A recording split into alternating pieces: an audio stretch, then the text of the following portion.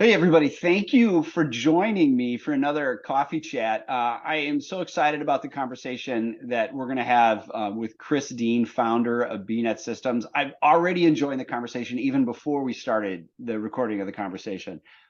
Chris is the founder of BNet Systems. He founded BNet in 1994, and my son Jack was born in 95, so that's 28 years. And BNet still has their first and second client, Chris told me. So I think that's a wonderful endorsement, Chris, of your team and your experts. And Chris, their firm is a managed service provider, so they help you with the infrastructure, so you have the network you need. But with that, Chris, thank you so much for being here. Thank you for inviting me. It's a pleasure to be on. It's this. I have already promised you that we're going to stick to 9 minutes, and I know for a fact we're going to blow over it, right? That's totally fun. Yeah, it's so fun to be able to talk to you. As you probably recall, the way we do our coffee chat is I'm interested in really kind of starting a conversation with two different ideas. One is, why are you passionate about what you do? And, particularly in your service associations. And then we'll talk about what are the three things that you would like clients or prospective clients to know kind of before you engage with them so that they can succeed. So I want to dive right into that. Chris, 28 years. Obviously there's passion there, but tell me, why do you do what you do and why are you passionate about it? Yeah, I've actually spent some time thinking about this because this is not the career path I intended. It's something I fell into and started enjoying. And so that's sort of thing number one. I like it. I really like it. But why do I like it?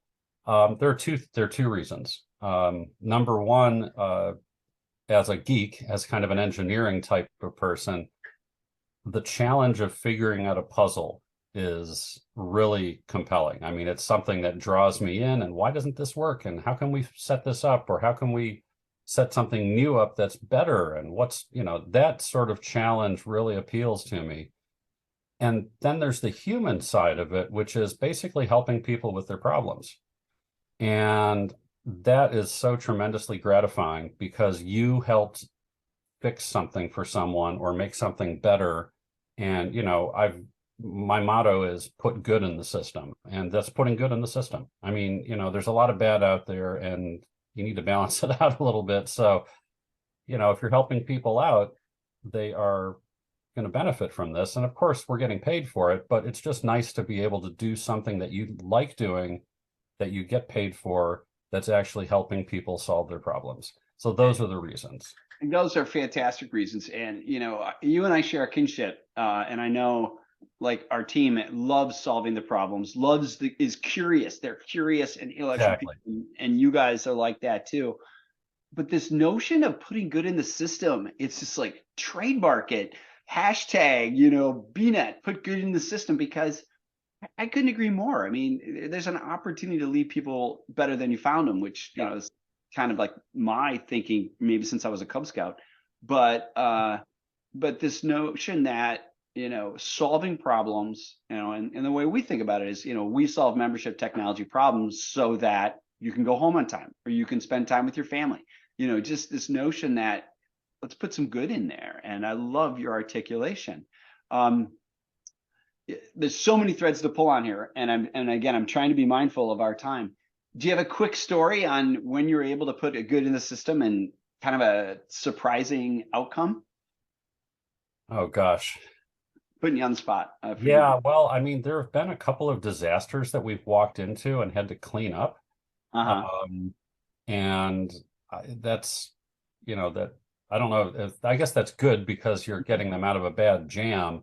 But it's kind of fixing something that was broken rather than giving them something proactive that's good. Right. But we had a situation where we were asked to come in because there was ransomware. There was a ransomware attack, and someone had clicked on something they shouldn't have.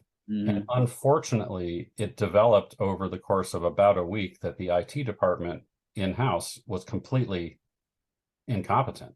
And it was really sad, but it was because of management decisions that senior executives had made. They basically promoted a web developer to be head of IT, and he just didn't know what he was doing. He was out of his depth. It wasn't his fault, but he also didn't know how to raise his hand and say, this is not my thing.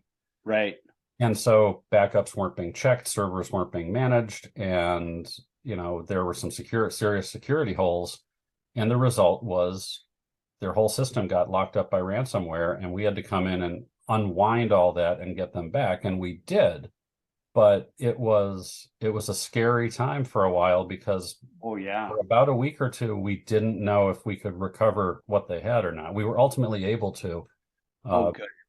but that's probably the one that jumps to the front of my mind, but it's not the necessarily warm fuzzy thing. It Right. was a Right. really bad problem that we were able to help with. Well, and that's so important. And I think you're pointing out something that is missing, and maybe not talked about enough, in sort of a sense of, wow, this is scary to us and we're going to need help. And that is that whole ransomware thing. I mean, Yes.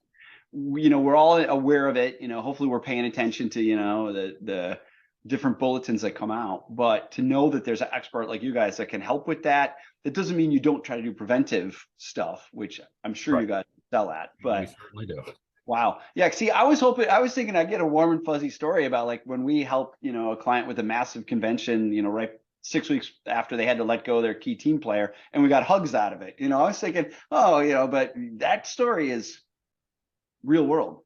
Yeah, it is. It is. We've got some others. I'm blanking on them now, I'm sure, but yeah, we do have some warm and fuzzy stories too. And Yeah. we've got very low client turnover because we really try to treat our clients right. We treat it like it's our own network, and we want to Yep. do right by them. So I have to say, I think the low turnover we have is a testament to how we're treating them. Yeah, yeah, without a doubt, without a doubt. So let's jump into this next question, which is, what are three things that you would want your clients to know before an engagement, or wish they knew as they were thinking about, hey, maybe we do need help because we promoted a web developer to be our director of IT, and they're great, but they're limited. Well, the first, I guess, would be we want to do an assessment and just get all the facts. And then once we've got that, we can make our recommendations. But we need your input too. We need to know your business plans. We need to know your preferences, your direction, all of that, so we can make sure that whatever we propose serves those goals. And so, we need an interactive relationship to get through this, and we will take care of it. But those are the key things. We need to get in there and get the facts, and we need your help to put it all in context. Yeah, I mean, that's some great insights. And I think about, like, most of our engagements start with some form of assessment as well. Yeah. And what I really like about what you said, and maybe it's my own sort of cognizant, my own confirmation bias, is the fact that it has to be tied to the business goals. Yes. And Yes. and we, I will tell you that there is a tendency in the IT world to jump and do what we call the break fix methodology, which basically means, oh, look, there's something broken. Let's fix it. Okay, next. That's it. It's a very narrowly focused view of what the problem is. And part of it is, okay, there might be other things going on. So let's expand the scope a little bit and look at things like, what's going on in the business and what's the bigger context. So there might be a better way to do it, or it may be an indicator of a different problem entirely, or a bigger problem. So you just have to get the lay of the land. And that's really why we really try to stress that we are a little more holistic in how we look at things and recommend things than just come in and fix something. We're not a break fix shop. And I suppose there's a place for that, but I think a good break fix shop is going to take a step back and try to find the context. right, and I really like the way that you've articulated that about the break fix notion. We have also shied away from clients. One was a group that contacted us, and we're like, well, we want to be proactive. We have a proactive meeting cadence. We have Right. we really want to understand, what's your editorial calendar, what's your schedule for all your events, all these things, so that we can get ahead of it, so you guys aren't, killing yourself at the last minute. Right. And one client was just like, oh, no, we just like to fight fires. Literally. Yeah. Number one, that's exhausting. And number two, it Oh, never ends. And number three, you never deal with the root causes. yeah. Oh, yeah. Root cause, I think there's a mirror somewhere that might show you. But yeah, it was it's needless to say, we didn't work too hard to land that business. Yeah. But yeah, this is really fun.